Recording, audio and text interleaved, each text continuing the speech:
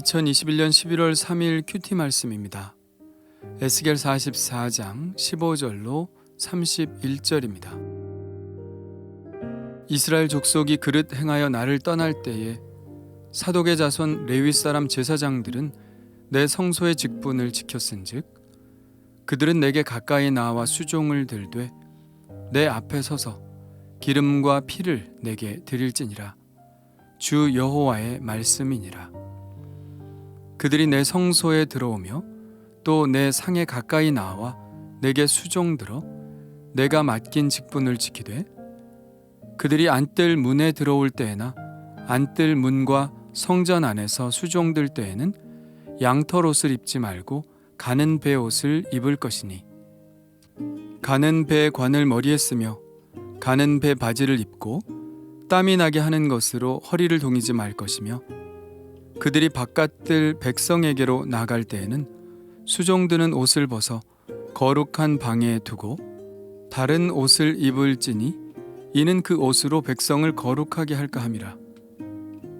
그들은 또 머리털을 밀지도 말며 머리털을 길게 자라게도 말고 그 머리털을 깎기만 할 것이며 아무 제사장이든지 안뜰에 들어갈 때에는 포도주를 마시지 말 것이며 과부나 이혼한 여인에게 장가들지 말고 오직 이스라엘 족속의 처녀나 혹시 제사장의 과부에게 장가들 것이며 내 백성에게 거룩한 것과 속된 것의 구별을 가르치며 부정한 것과 정한 것을 분별하게 할 것이며 송사하는 일을 재판하되 내 규례대로 재판할 것이며 내 모든 정한 절기에는 내 법도와 율례를 지킬 것이며 또 내 안식일을 거룩하게 하며 시체를 가까이 하여 스스로 더럽히지 못할 것이로되 부모나 자녀나 형제나 시집가지 아니한 자매를 위하여는 더럽힐 수 있으며 이런 자는 스스로 정결하게 한 후에 7일을 더 지낼 것이요 성소에서 수종들기 위해 안뜰과 성소에 들어갈 때에는 속죄제를 드릴지니라. 주 여호와의 말씀이니라. 그들에게는 기업이 있으리니 내가 곧 기업이라. 너희는 이스라엘 가운데에서 그들에게 산업을 주지 말라. 내가 그 산업이 됨이라. 그들은 소제와 속죄제와 속건제의 제물을 먹을지니 이스라엘 중에서 구별하여 드리는 물건을 다 그들에게 돌리며 또 각종 처음 익은 열매와 너희 모든 예물 중에 각종 거제 제물을 다 제사장에게 돌리고 너희가 또 첫 밀가루를 제사장에게 주어 그들에게 내 집에 복이 내리도록 하게 하라. 새나 가축이 저절로 죽은 것이나 찢겨서 죽은 것은 다 제사장이 먹지 말 것이니라. 아멘.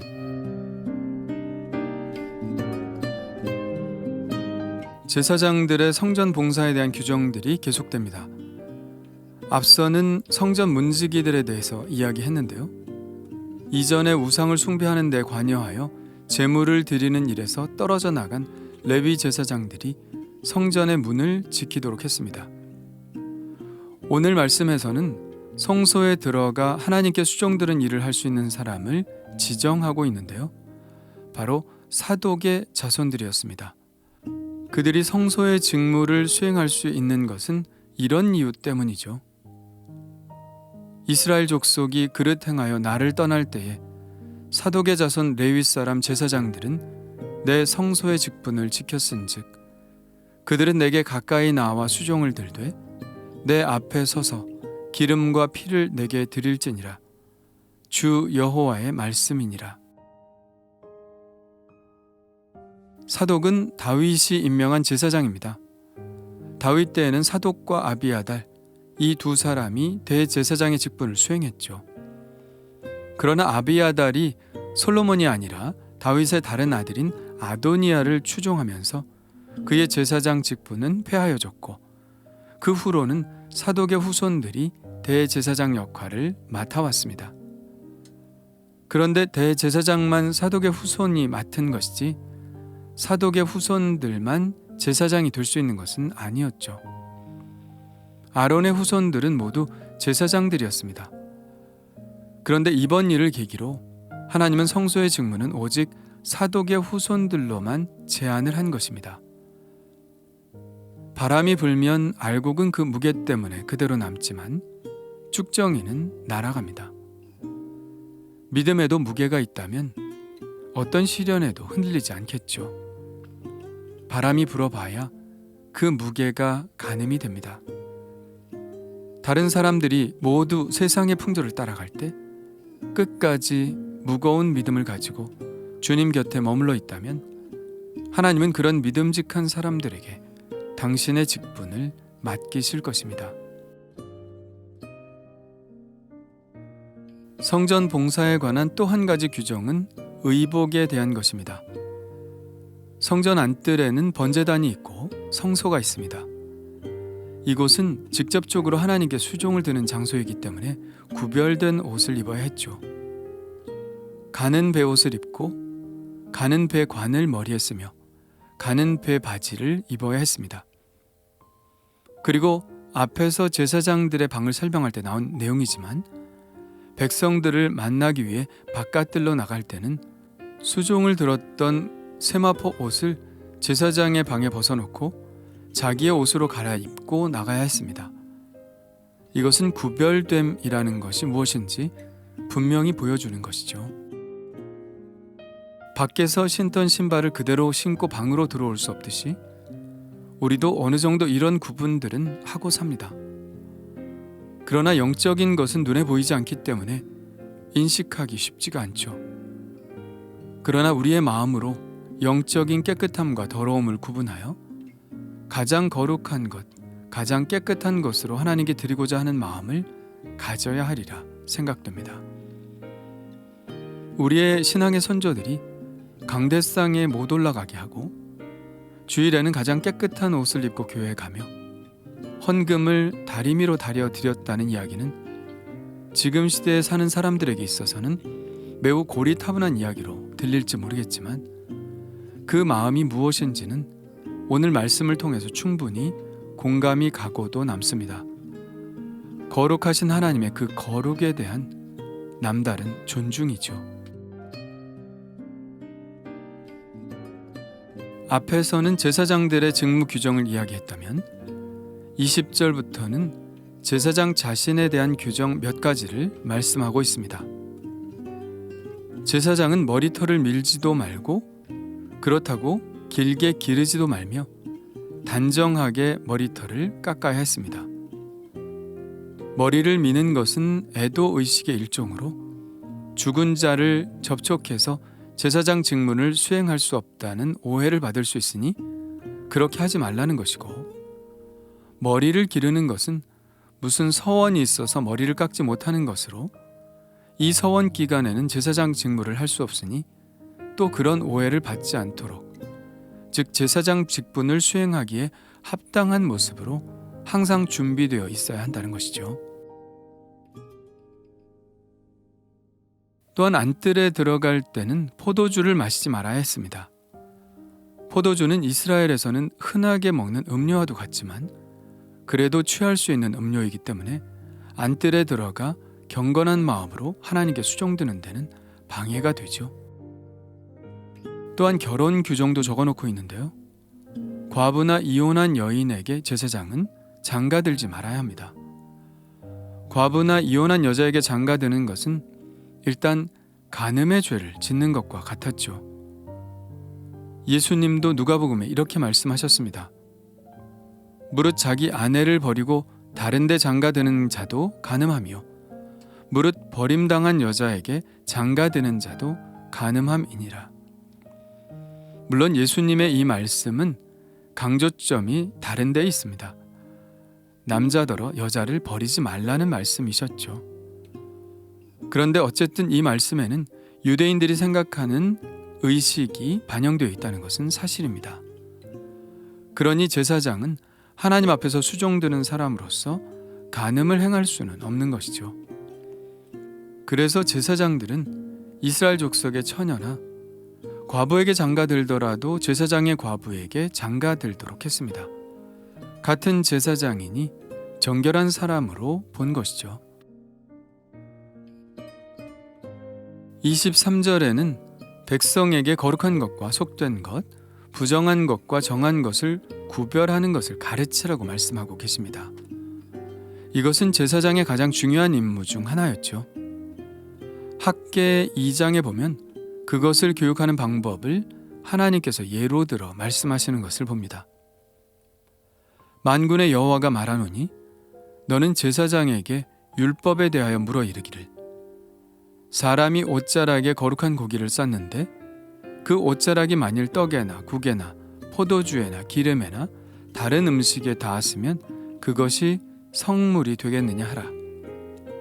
학계가 물음에 제사장들이 대답하여 이르되 아니니라 하는지라. 이처럼 여러 가지 예를 들면서 부정한 것과 정한 것을 가르치라는 것이죠. 말라기 2장에 보면 하나님은 제사장들이 이런 것을 잘 가르치지 못한 것에 대해서 꾸짖으시는 장면도 볼 수 있습니다. 제사장의 입술은 지식을 지켜야 하겠고 사람들은 그의 입에서 율법을 구하게 되어야 할 것이니 제사장은 만군의 여호와의 사자가 됨이거늘 너희는 옳은 길에서 떠나 많은 사람을 율법에 거스르게 하는도다. 또 계속해서 재판을 규례대로 할 것과 안식일 규정을 잘 지킬 것 그리고 시체를 가까이 함에 대해서도 말씀하고 있습니다. 제사장들은 시체를 가까이 할 수 없었습니다. 주검에 손을 대는 것은 그 사람을 부정하게 만든다고 여겨졌기 때문이죠.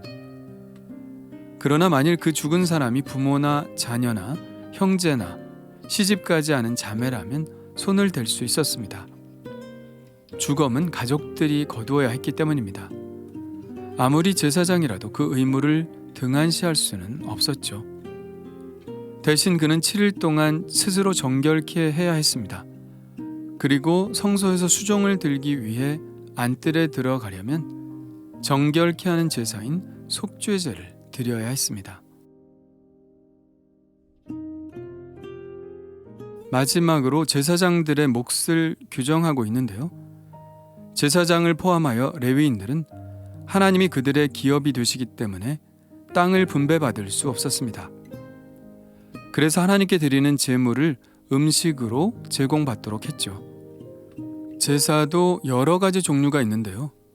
그 중에서 제사장이 제물을 취할 수 있는 제사는 소제와 속죄제와 속건제의 제물, 또 각종 처음 익은 열매, 거제물, 첫 밀가루를 제사장이 취할 수 있었습니다. 특별히 첫 열매를 받을 때는 제사장이 그 바친 자들에게 축복할 수 있게 하였는데 하나님은 제사장의 축복권을 사용하셔서 제사장의 축복을 통하여 그 예물을 드린 이들에게 그 복이 흘러 들어가도록 했습니다. 처음 것들을 귀히 여기고 감사하는 마음은 하나님께 드리는 귀한 마음이고 하나님의 복을 받는 마음이죠. 만일 이들이 이 예물을 드리지 않는다면 제사장은 더 이상 그 직분을 수행하지 못하고 생업에 종사해야 할 것입니다. 그러니 하나님은 제사장을 먹이는 백성들을 축복하지 않을 수 없는 것이죠. 제사장들의 규정이 이렇게 엄격한 것을 보면 제사장이 바로 서는 것이 예배에 있어서 얼마나 중요한지를 말해주는 것 같습니다. 제사장이 거룩한 것과 속된 것을 구분하고 부정한 것과 정한 것을 구별하여 백성들을 잘 가르치는 것에서부터 온전한 예배가 드려지고 그 온전한 예배가 하나님의 임재를 가능하게 하며 하나님의 임재는 백성들에 대한 축복으로 나타나게 되는 것이라는 생각을 합니다. 그렇게 예배가 바로 세워질 때 하나님이 꿈꾸시는 새로운 이스라엘에 대한 비전이 성취되는 것이겠죠. 이것은 지금의 우리에게도 마찬가지리라 생각합니다. 예배가 올바로 드려지는 것, 그 예배를 세워가는 사람들이 하나님 앞에 거룩성을 지켜나가는 것 뿐만 아니라 거룩하도록 지도하고 교육하는 것, 그것이 바로 예배 회복의 시작이요 부흥의 시작임을 뼈저리게 느끼게 됩니다.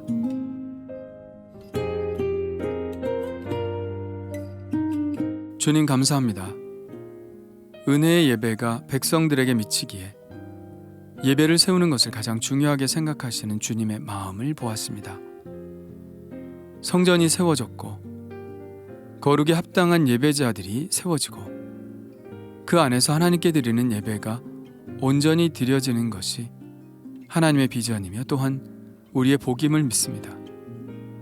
한국 교회 안에 이런 거룩한 예배의 공간과 거룩한 예배 인도자들과 거룩한 하나님의 임재의 예배가 드려지게 하여 주옵소서.